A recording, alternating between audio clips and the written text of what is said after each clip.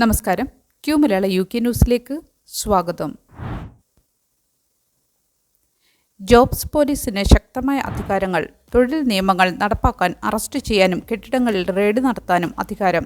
Angela Reiner മുന്നോട്ട് വെച്ച jobs police എന്നറിയപ്പെടുന്ന ഫെയർ വർക്ക് ഏജൻസിക്ക് ശക്തമായ അധികാരങ്ങൾ ലഭിച്ചിരിക്കുന്നു. ലേബറിൻ്റെ പുതിയ തൊഴിൽ അവകാശ നിയമങ്ങൾ നടപ്പാക്കാൻ ലക്ഷ്യമിട്ടിട്ടുള്ള ഈ ഏജൻസിക്ക് ഇനി ആളുകളെ അറസ്റ്റ് ചെയ്യാനും ന്യായമായ ബലം പ്രയോഗിക്കാനും കെട്ടിടങ്ങളിൽ റെയ്ഡ് നടത്താനും കഴിയും.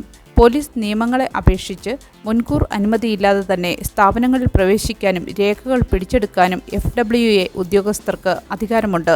തൊഴിൽ വിപണിയിലെ നിയമലംഘനങ്ങൾക്കെതിരെ നടപടിയെടുക്കാൻ ഇത് സഹായിക്കുമെങ്കിലും ചെറിയ ബിസിനസ്സുകൾക്കിടയിൽ ഇത് ആശങ്ക സൃഷ്ടിച്ചിട്ടുണ്ട്. കാരണം നിലവിലെ നിയമപരിഷ്കാരങ്ങൾക്കിടയിൽ ഇത്തരം പുതിയ അധികാരങ്ങൾ കൂടുതൽ ഭാരമാകുമെന്ന് അവർ ഭയക്കുന്നു. സർക്കാർ പറയുന്നത് ഇത് നിലവിലുള്ള അധികാരങ്ങൾ ഒരു കുടക്കീഴിൽ കൊണ്ടുവരിക മാത്രമാണെന്നും സത്യസന്ധമായി പ്രവർത്തിക്കുന്ന ബിസിനസ്സുകളെ സഹായിക്കുമെന്നുമാണ്. ഇംഗ്ലീഷ് ചാനലിൽ വീണ്ടും അപകടം. 4 പേർ മരിച്ചു. ഇംഗ്ലീഷ് ചാനൽ വഴി ബ്രിട്ടനിലേക്ക് കടക്കാൻ ശ്രമിച്ച ബോട്ട് അപകടത്തിൽപ്പെട്ട് 4 പേർ മരിച്ചു. ഫ്രഞ്ച് തീരദേശത്തേക്ക് വ്യാഴാഴ്ച പുലർച്ചെയുണ്ടായ അപകടത്തിൽ 2 പുരുഷന്മാരും 2 സ്ത്രീകളുമാണ് മരിച്ചത്. ശക്തമായ കടൽ പ്രവാഹത്തിൽപ്പെട്ടാണ് ഇവർ മരിച്ചത്. അപകടത്തിൽപ്പെട്ട 38 പേരെ രക്ഷപ്പെടുത്തി. ഇതിൽ 3 പേരുടെ നില ഗുരുതരമായി തുടരുന്നു. രക്ഷാപ്രവർത്തനങ്ങൾ ശക്തമായ കാറ്റും തണുപ്പും കാരണം ദുഷ്കരമായിരുന്നു. ഈ വർഷം ഇംഗ്ലീഷ് ചാനൽ കടക്കുന്നതിനിടെ ജീവൻ നഷ്ടപ്പെടുന്നവരുടെ എണ്ണം ഇതോടെ 6 ആയി. മനുഷ്യക്കടത്ത് സംഘങ്ങൾ വാട്ടർ ടാക്സി പോലുള്ള പുതിയ തന്ത്രങ്ങൾ ഉപയോഗിക്കുന്നതായി റിപ്പോർട്ടുകളുണ്ട്. അഭയാർത്ഥി സംഘടനകൾ അപകടരഹിതമായ യാത്രാമാർഗങ്ങൾ ആവശ്യപ്പെട്ടിട്ടുമുണ്ട്. നെറ്റ് സീറോ നീക്കങ്ങൾക്ക് തിരിച്ചടി. ഉയർന്ന ഊർജ്ജ ചെലവ് വ്യാപാരങ്ങളെ ബാധിക്കുന്നു. എഡ് മിലിബാൻഡ് മുന്നോട്ട് വെച്ച നെറ്റ് സീറോ ലക്ഷ്യങ്ങൾ സാക്ഷാത്കരിക്കുന്നതിലെ വെല്ലുവിളികൾ വർദ്ധിക്കുന്നു. ഇറാനിൽ നിന്നുള്ള എണ്ണ വ്യാപകമായ തടസ്സങ്ങളും ഊർജ്ജ പ്രതിസന്ധിയും കാരണം UKയിലെ ഉയർന്ന ഊർജ്ജ ചെലവ് വ്യാപാരങ്ങളെ പ്രതികൂലമായി ബാധിക്കുന്നു. നോർത്ത് സീയിലെ 2 പ്രധാന പദ്ധതികളുടെ അംഗീകാരത്തിൽ ലേബർ പാർട്ടിയുടെ ഗവേഷകർ സർക്കാർ കാലതാമസം വരുത്തുന്നതായി ടോണി ബ്ലെയർ ഇൻസ്റ്റിറ്റ്യൂട്ട് ആരോപിച്ചു. ഈ പദ്ധതികൾ അംഗീകരിച്ചാൽ ഊർജ്ജ പ്രതിസന്ധിക്ക് ഒരു പരിധിവരെ പരിഹാരം കാണാൻ കഴിയുമെന്നും വിപണിയിലെ ചാഞ്ചാട്ടങ്ങളിൽ നിന്ന് UKയെ സംരക്ഷിക്കുമെന്നും അവർ സൂചിപ്പിച്ചു. അതേസമയം ഈ പദ്ധതികൾക്ക് അംഗീകാരം നൽകുന്നത് ഊർജ്ജ വിലയിൽ വലിയ മാറ്റം വരുത്തില്ലെന്നും എന്നാൽ നികുതി വരുമാനം വർദ്ധിപ്പിക്കുമെന്നും വിദഗ്ധർ പറയുന്നു. OpenAIയുടെ സ്റ്റാർഗേറ്റ് UK പദ്ധതി താൽക്കാലികമായി നിർത്തിവെച്ചു.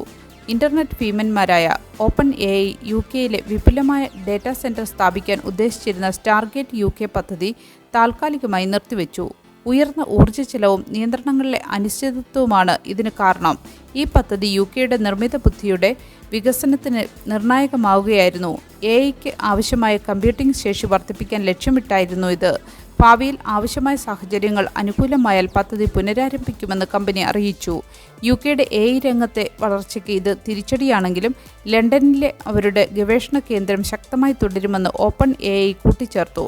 ഊർജ്ജ ചെലവ് നിയന്ത്രണങ്ങൾ, അനുമതികളിലെ കാലതാമസം എന്നിവ AI പോലുള്ള വലിയ പദ്ധതികൾക്ക് തടസ്സമാകുന്നുവെന്നത് വ്യക്തമാക്കുന്നതാണ് ഈ നടപടി. കുടിയേറ്റ തൊഴിലാളികളുടെ വിസ അപേക്ഷകളിൽ വലിയ കുറവ്. നിയമങ്ങളിൽ കർശന മാറ്റങ്ങൾ. ഇംഗ്ലണ്ടിൽ കുടിയേറ്റ തൊഴിലാളികൾക്കുള്ള വിസ അപേക്ഷകൾ കഴിഞ്ഞ 1 വർഷത്തിനിടെ വലിയ കുറവുണ്ടായി.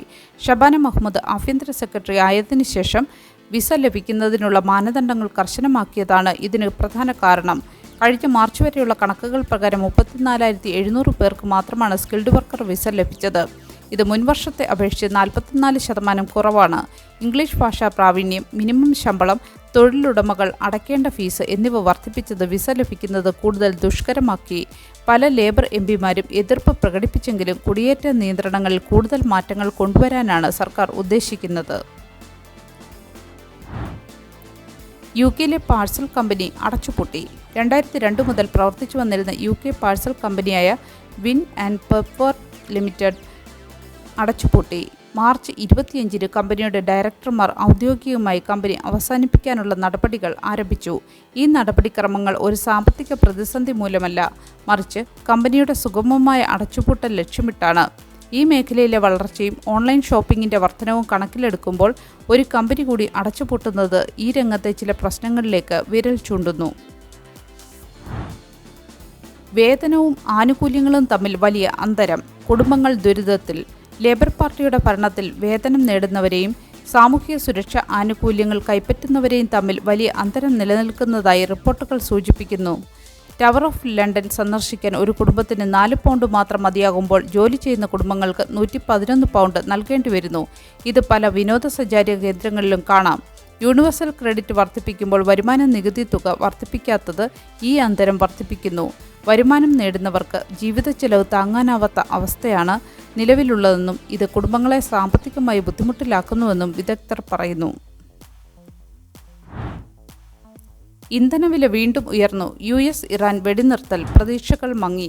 US-ഇറാൻ സെസ്ഫയർ പ്രഖ്യാപനത്തിന് ശേഷം എണ്ണവിലയിൽ പ്രാരംഭ ഇടിവ്. പക്ഷേ ഇസ്രായേൽ-ലെബനൻ ആക്രമണം മൂലം വ്യാഴാഴ്ച ഉയർന്നു.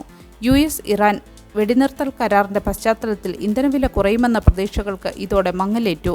വെടിനിർത്തൽ നീണ്ടു നിൽക്കുമോ എന്ന ആശങ്കകൾ കാരണം പെട്രോൾ ഡീസൽ വില വീണ്ടും ഉയർന്നു. യുദ്ധത്തിന് മുമ്പുള്ളതിനേക്കാൾ വളരെ ഉയർന്ന നിരക്കിലാണ് ഇപ്പോഴും ക്രൂഡ് ഓയിലിന്റെ വില. ഹോർമൂസ് കടലിടുക്ക് വഴിയുള്ള ചരക്ക് നീക്കം തടസ്സപ്പെടുമോ എന്ന ആശങ്കയും നിലനിൽക്കുന്നു.